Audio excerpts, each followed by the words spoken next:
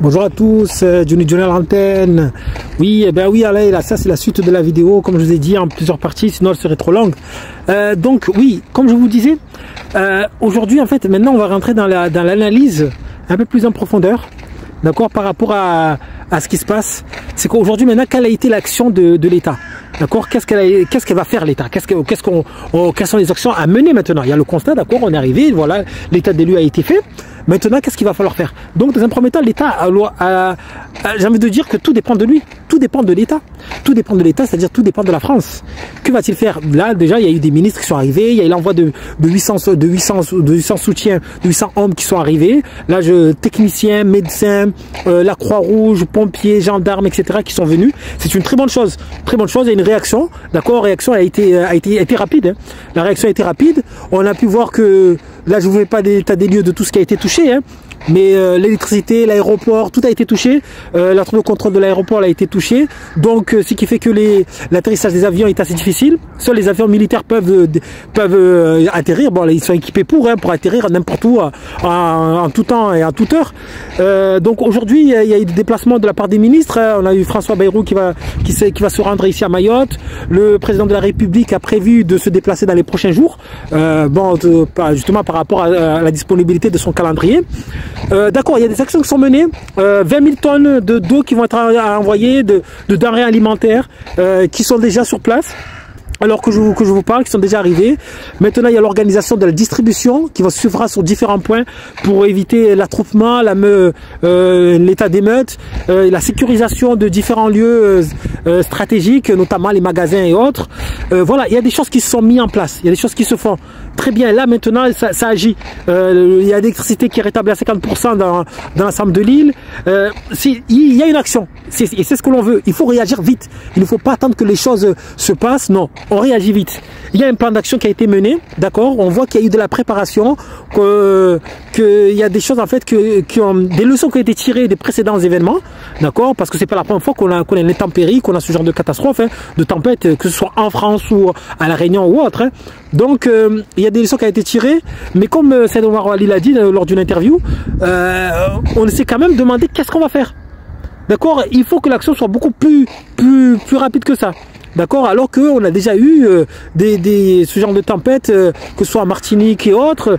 Donc aujourd'hui, nous sommes équipés mais on peut encore s'améliorer. Mais honnêtement, c'est fait, il y a de l'action. D'accord, on agit, on ne dort pas. Donc, alors, dans les semaines à venir, là je suis dans 3-4 semaines, d'accord, le rétablissement de l'aéroport, parce qu'il a été très touché, l'intérieur de l'aéroport a été vraiment touché, les lignes électriques, les réseaux de communication et autres vont devoir être mis en place. Maintenant, l'État, que va-t-il faire au niveau des aides? Parce que c'est là qu'on attend. Il va falloir reconstruire, et pour reconstruire, c'est au minimum 500 millions d'euros. Je vous le dis comme ça. J'ai même pas besoin de faire d'analyse, de partir voir un expert ou quoi que ce soit. C'est au minimum 500 millions d'euros, c'est-à-dire un demi-milliard d'euros pour reconstruire Mayotte, vu l'état actuel des choses. Parce qu'il va falloir remettre en marche tout le réseau d'eau électrique, reloger des personnes. C'était rien qu'à Kawini, les cases en tôle, c'était 15 000 personnes. Il va falloir reloger tout ce beau monde. Donc il va falloir, parce qu'ils vont être à la rue. Vous imaginez, si vous ne prenez pas en charge toutes ces personnes, ce que cela va entraîner. Il va y avoir énormément de besoins. Donc et je vous dis en fait, et après à côté de ça, là je vous parle d'un point de vue social, d'accord. Il va falloir tout réorganiser, reconstruire les écoles, parce que les écoles ont été touchées, vous vous en doutez bien. Reconstruire les écoles, reloger les gens, mettre en place des structures de soutien, parce qu'ils n'ont pas d'habitation, pas de nourriture, etc. C'est des gens qu'il va falloir nourrir régulièrement. C'est pour ça que je vous dis, attention, ça va demander énormément de fonds. Donc là, on va voir, est-ce que la France va préférer encore verser des milliards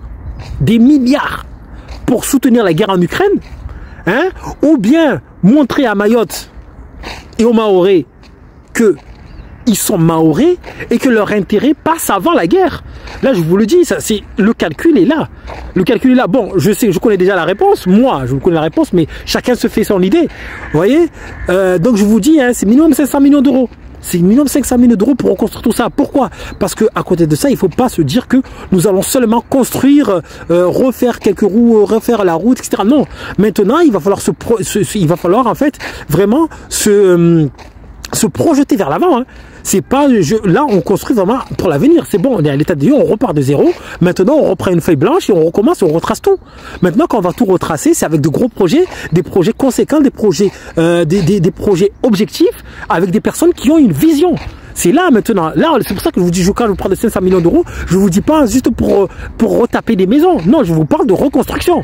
Là, quand on parle de reconstruction, c'est en centaines de millions d'euros. Hein. C'est pas quelques petits roupettes là que vous allez refaire, que vous allez faire les routes, etc.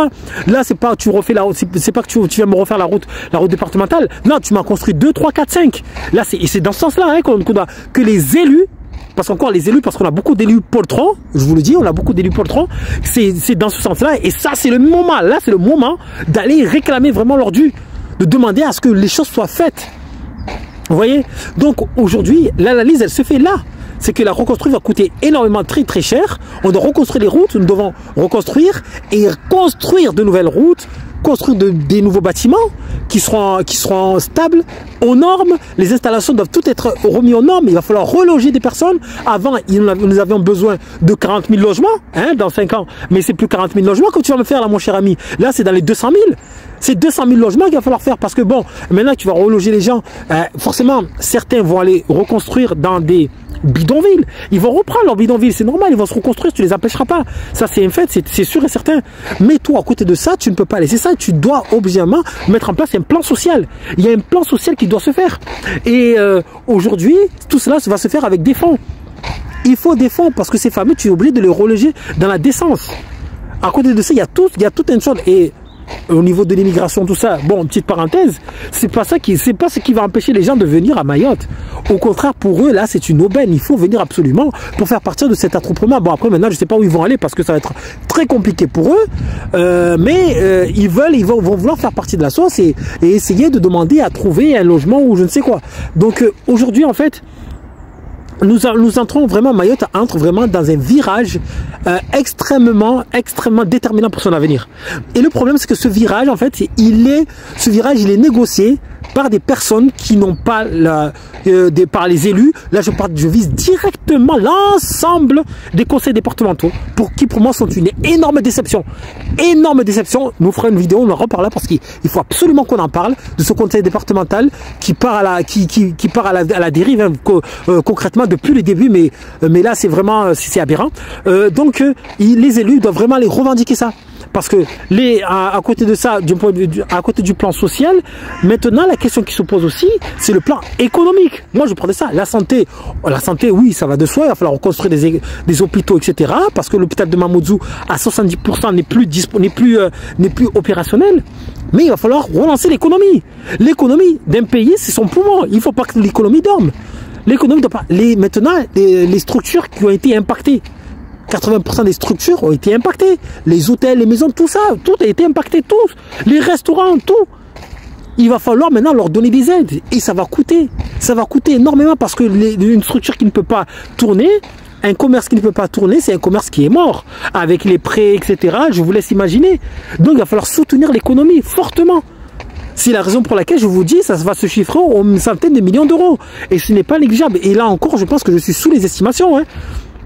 Donc vous voyez, l'analyse que je fais, là en fait, c'est une analyse vraiment de surface. Mais nous allons rentrer de plus en plus en profondeur quand nous aurons de plus en plus d'informations, parce que jusqu'à aujourd'hui, là c'est surtout la question humanitaire en fait qui est pointée du doigt, sur laquelle les gens sont concentrés, sont axés. Mais très vite la question sociale, hein, humanitaire sociale, mais très vite la question économique va se poser.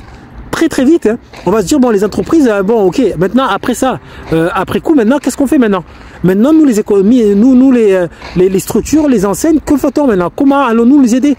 Parce que il va falloir soyons concrets, hein. Les structures encore de services ça va, mais tout ce qui vend du physique, d'accord? Tout ce qui vend des produits et autres, là c'est beaucoup moins reluisant pour eux parce que les choses sont très compliquées.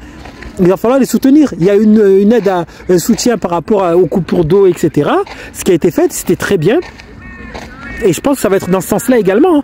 Ça va pas, et ça doit pas être à la même hauteur, parce que là reconstruire une maison, un habitat, il y a des structures, par exemple à l'Agoni, vous avez là je vous parle en petit air.